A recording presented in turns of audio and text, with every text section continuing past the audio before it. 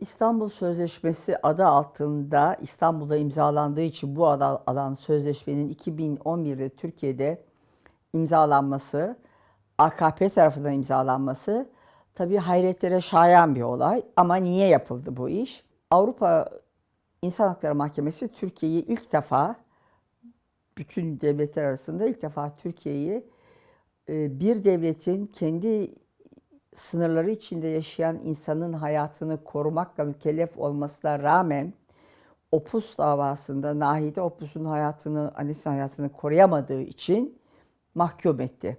Dolayısıyla Avrupalıların gözünü boyamak üzere ısrarla bu sözleşmenin Türkiye'de imzalanmasını istediler ve koştur koştur herkesten önce Türkiye sözleşmeyi imzaladı, İstanbul Sözleşmesi'ni. Her ne kadar ev içi şiddetin önlenmesi ve kadına yönelik şiddetin engellenmesiyle ilgili bir sözleşme ise de çok ciddi bir insan hakları sözleşmesidir. Çünkü mülteci haklarını kapsar, LGBTİ'lerin haklarını kapsar, insanın yaşam hakkını, onurlu yaşam hakkını savunan bir sözleşmedir. Kadına yönelik erkek şiddeti çok uzun zamandan beri bütün dünyada çok yaygın ve bu konuyu engellemek üzere, insanların dikkatini çekmek üzere insanlar, konuyla ilgili kişiler epey çalışmışlardır.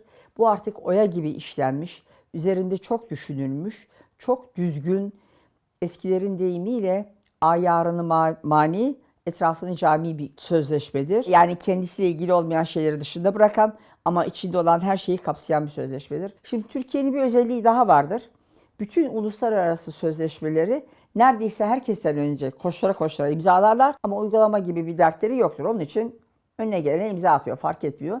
Nitekim İstanbul Sözleşmesi'nin de akıbeti aşağı yukarı öyle olmuştur. Çocuklara ilkokuldan itibaren toplumsal cinsiyet eşitliğini okutmazsanız, öğretmezsiniz, ailede buna dikkat etmezsiniz, erkek çocuğu diye otur da kızım kalk sen masaya hazırla, sen abine su getir, sen babanın şu işini yap diye bu ayrımı daha küçükten itibaren yerleştirir ataerkini çocukların zihnine aşılarsanız ondan sonra bunu değiştirmek çok zor oluyor.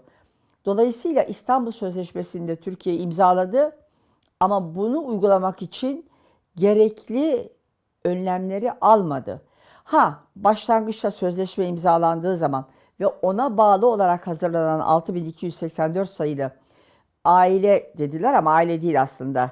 Ev içi şiddetin engellenmesiyle ilgili bir kanundur o. Bir tedbir yasasıdır. Avrupalıların şiddet uygulanan açısından baktıkları koruma emri, Amerikalıların şiddet uygulayan açısından baktıkları uzaklaştırma emri dedikleri bir tedbir yasasıdır. Bunların uygulanması için başlangıçta mesela ben 6 aya kadar uzaklaştırma kararı alıyordum. İstanbul Sözleşmesi ne diyor? Kadının beyanı esastır. Bu çok önemli. Gerçekten kadının beyanı esastır. Kadının beyanı esastır derken bir takım yolsuzlukları engellemek üzere kadın beyanı esas değildir. Kadınların kendilerine cinsel istismarda bulunulduğunu itiraf etmeleri çok zordur. Böyle bir şey söylüyorsa kadın %99,9 o beyan doğrudur, esastır. Veya çocuk böyle bir beyanda bulunuyorsa çocuğun aklına gelmez böyle bir şey. Bu esastır. Kadın beyanı esastır derken bunu kastediyoruz. İlk zamanlar gerçekten 6 aya kadar biz koruma emri alabiliyorduk. Fakat AKP'nin tutumu çerçevesinde, çünkü AKP inanılmaz şekilde kadın düşmanı. Şimdi onların etkisiyle hukuk diye de bir kavram kalmadığı için ya televizyondan verilen emirle veya özel olarak telefon açılarak verilen emirle kararlar çıktığı için yargıç adı altında eski AKP avukatlığından türemiş nevzuhur yargıçlar AKP'ye yaranmak için şimdi 6284 sayılı kanunda herhangi bir kanıt aramıyorsunuz. Kadının doğrudan doğruya şikayeti veya bir üçüncü kişinin kadın lehine ihbarı gereken önlemin alınması, uzaklaştırma kararının verilmesi için yeterli. Ama kanıt aramaya başladılar. Kanıt arayamazlar. O kanıt aranıncaya kadar kadının belki hayatı tehlikeye giriyor. Ayrıca alınan kararın aleyhine karar alınan kişiye tebliğ edilmesini öngörüyorlar. Bu da çok yanlış. Çünkü o tebligat bir türlü yapılamıyor. 15 günlük karar veriyorlar, uzaklaştırma kararı. 15 gün zaten geçiyor, adamı bulup da tebligat yapılıncaya kadar 15 gün geçiyor. Eskiden 6 aya kadar alabildiğimiz bu kararları şimdi çok kısa zamanlar için veriyorlar. Her 15'te bir yeniden mahkemeye müracaat edip karar almak gerekiyor. Onun için yargıçların çok ciddi insan hakları eğitiminden geçmesi gerekiyor. Yargıçların, savcıların, hukuk fakültesi adı altındaki merdiven altı yerleri şu anda bitiren herkesin çok ciddi insan hakkı ve toplumsal cinsiyet eğitimi almaları gerekiyor. Ondan sonra bu iş yapmaları ve bu eğitimlerin de mesela her 2 yılda bir güncellenmesi gerekiyor. Aksi halde olmuyor. Yani uygulamıyorlar. Aslında amaçları kadını korumak değil, kadını eve kapatıp çocuk doğurtmak. Çünkü piyasaya karın tokluğuna çalışacak insan lazım. Kafasına vur, lokmasını al. Düşünmemesi lazım bu insanların. Doğru dürüst onun için eğitim vermiyorlar, onu yok ettiler. Sadece biat etmesi gereken bir kitle gerekiyor. Kadınlar da evde oturacaklar, çocuk doğuracaklar. Okuma yazma bilmelerine gerek yok. Çamaşır yıkayacaklar, yemek yapacaklar. Kadının da genel yaşam biçimi bu. Kadını insan olarak kabul etmiyor. Onun için de tamamen toplum yapısını değiştirecek şekilde A. Kanunları değiştiriyorlar. B. Kanuna dokunmuyor.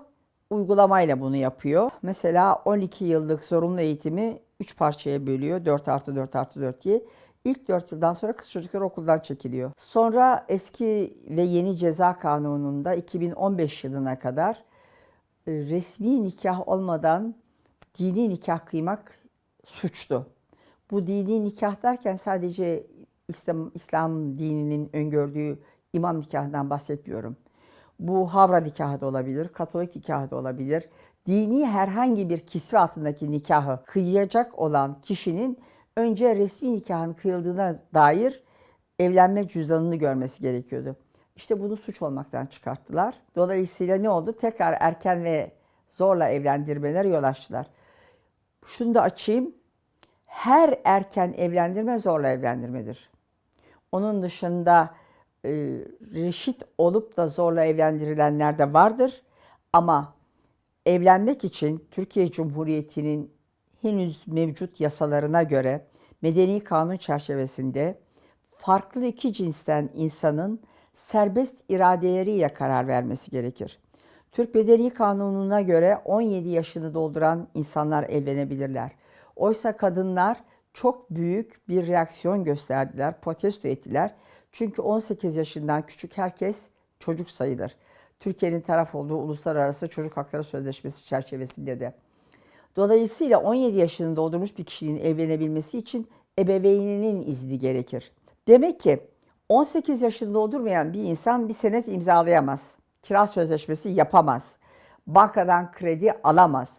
Peki evlilik bu kadar basit bir müessese midir ki 18 yaşını doldurmamış bir insanın serbest iradesinden bahsediyorsunuz siz ve evlilik kurumunda imza atmasına izin veriyorsunuz. 13 yaşındaki bir kız çocuğu çocuk doğuruyor. O zaman ne demek bu? 12 yaşında cinsel istismara maruz kalmış demek. Bunu gören doktor hastanede doğum yapılmışsa ihbar etmek zorunda. İhbar ettiği zaman şimdi mecliste bir adam, bir AKP'li elinde bir şeyle dolaşıyordu. Önergeyle dolaşıyordu. Efendim bu 13 yaşındaki çocuğa çocuk doğurtturan adam cinsel istismarda bulunmuş olduğu için yapılan ihbar üzerine aleyhine dava açılıp hapse atılıyordu. Bu AKP'nin iddiası, efendim siz bu adamları hapse atıyorsunuz, çocukları babasız, kadınları da kocasız bırakıyorsunuz. Bu evlilikleri işte harap ediyorsunuz falan falan.